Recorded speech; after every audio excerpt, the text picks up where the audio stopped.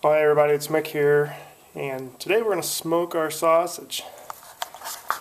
So check it out. We got it out of the fridge, and we let it hang for about an hour with a fan on it just to make sure it's good and dry on the outside. And now I got it loaded into my smoker. I just chose to go ahead and lay it on the racks versus hanging it. Only difference is that if you lay it on the racks, you might have some rack indentations in your sausage, or if you hang it, you don't get that. And I didn't have any dowel rods cut to the width of the smoker, so that's why I like to just to throw it on the racks. I don't care if they got some marks on them. So we're going to get this thing closed up here. And then we got our smoker on, and we got it warming up to, I just set it to 130 for right now. And when it reaches that temperature, I'll bump it up about 5 or 10 degrees, and just as it goes, I'll just keep bumping it up a little bit more and a little bit more. And then our goal is we want to reach an internal temperature of about 160 degrees. So I got the nice probe thermometer, internal probe thermometer that's inside this smoker in there, and see if I hold it down now, it shows, because I had my sausage in the freezer, it's right at 32 degrees. So it only been out of the fridge for about an hour, and it's fall, so it's cool out here, so it didn't really have a chance to warm up much.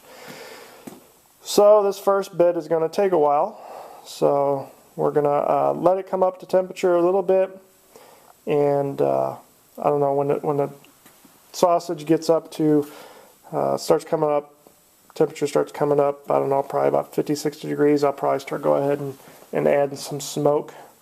I'll add some wood chips in there. I'm going to use hickory wood chips.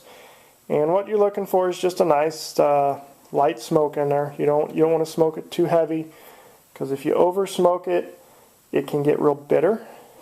And if you undersmoke it, you just don't have a real smoky flavor. It's still edible, but if you oversmoke it, it really can take on a real bitter taste that isn't too appetizing. So it's kind of a trick to get it right where you want it.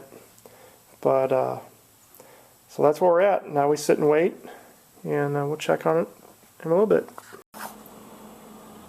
Alright, so we got our sausage done and in the fridge, and I forgot to, because I got in a hurry, I forgot to film the rest of how I made this sausage. So anyway, let's reverse back here a little bit.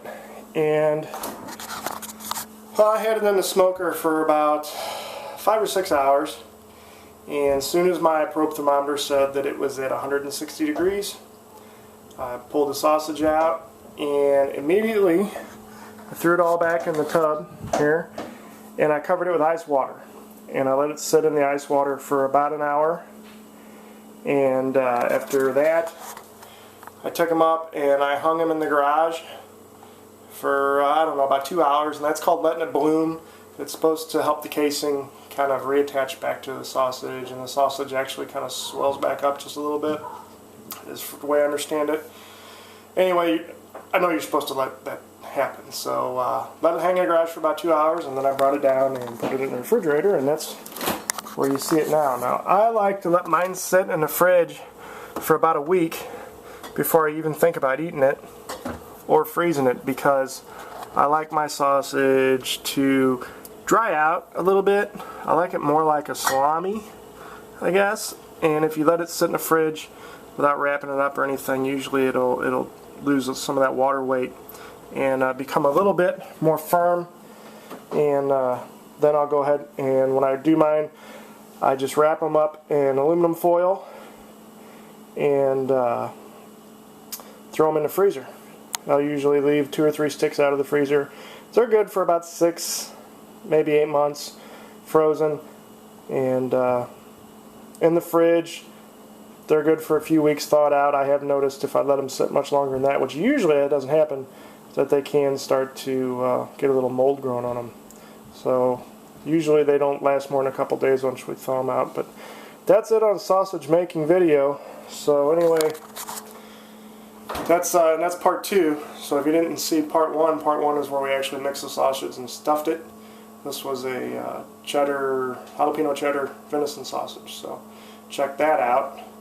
And this was part 2. So if you got any questions about part 2, throw it down there in the comment box, and I'll be happy to try to answer your question. Anyway, thanks for watching.